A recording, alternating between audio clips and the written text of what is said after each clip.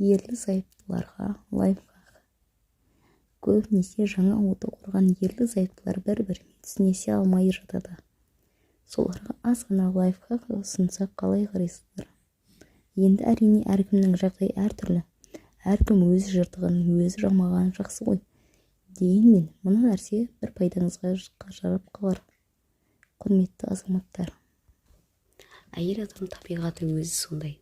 Біреуге бірдеңе жазып, ол оны оқымай қойса да, әйел оны уайымдап, ойынан бірдеңелерді құрастырып, қасындағылардан саған жауап жазды ма? Маған неге жауап бермей жатыр? Неге деп күйгелектеніп кетеді. Сондықтан осы нәрсеге сәл түсіністікпен қараңыздаршы. Әйел сізге бірдеңе айтса, басындағы проблемасын бөлсең, ол сені оны шешіп бер. Осының шешімін айт деген сөз емес. Еркектер өзі сондай ғой. Бірдеңе айтылса, оны шешуге асығып тұрады. Себебі Алла оны солай жаратқан.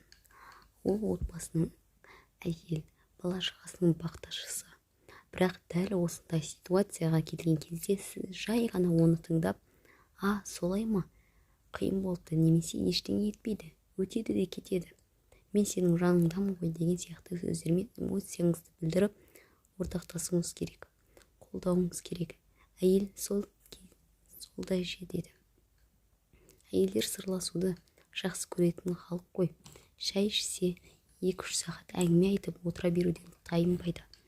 Олар сол жерде әлгі проблемасын шешіп отыр дейсіз бе? Жоқ, жай ғана бір-біріне айтып, ішіндегісін шығарып, эмоциясын ақтарып қана отыр.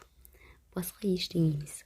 Сондықтан әйеліңіз қарындасыңыз, жалпы әйелдер қауымы бірдеңе айтса, тыңдап, қолдап, дамытып жіберсеңіз болды, мәселе шешіледі. Біраздан кейін өзі бәрін ұмытып күліп жүре береді. Ал мен саған айттым ғой, өзің ғой тыңдамай қойған деп, оны кінәлап ұрса бастасаңыз, түйме деген нәрсе түйеге айналып, жағдай ушығып кетеді.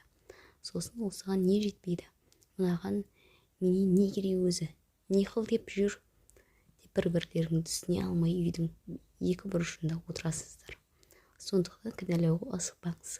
Ер адам көп нәрсені ішінде сақтай алады. Ал әйел олай емес. Ол бірден шығарып тастайды. Ал әйел адамдарға айтарымыз, күйеуіңіз бір істі шеше алмай, мысалы, қаланың ішінде жол таба алмай адасып жүрген болса, оған былай ғой, анау осылай емес пе деп үйретпеңіз. Ол ер адамға сен түк білмейсің, сенің қолыңа ештеңе келмейді деген сөзбен бірдей еді. Ер адамға сен білмейсің бе, немесе картаны ашып қарашы деп өзі көмек сұраған кезде ғана айту керек. Негізі біз қанша жерден ер мен әйелдің табиғаты басқа. Әйелдерді түсініп болмайсың, немесе осы еркектердің не деп күйініп, кіжініп, әзілдеп болса да астарына шындық қосып тегізіп айтып жатсақ та, ерлі-зайыптар Алла жаратқан жұптар ғой. Сондықтан олар бір-бірімен түсініседі. Алла әйелді ерінің қабырғасынан жаратты. Олар бір-бірін толықтырушы, сол себепті кей істерге жай ғана сабыр сақтап ажырасып кетпей оның соңын күту керек. Алла оты құрған әр отбасының бақыттарын баянды етіп, шаңырақтарын шаттыққа толтырсын. Ақыл мен парасатты, имандылықты ту етіп ұстаған жастар көбейе берсін.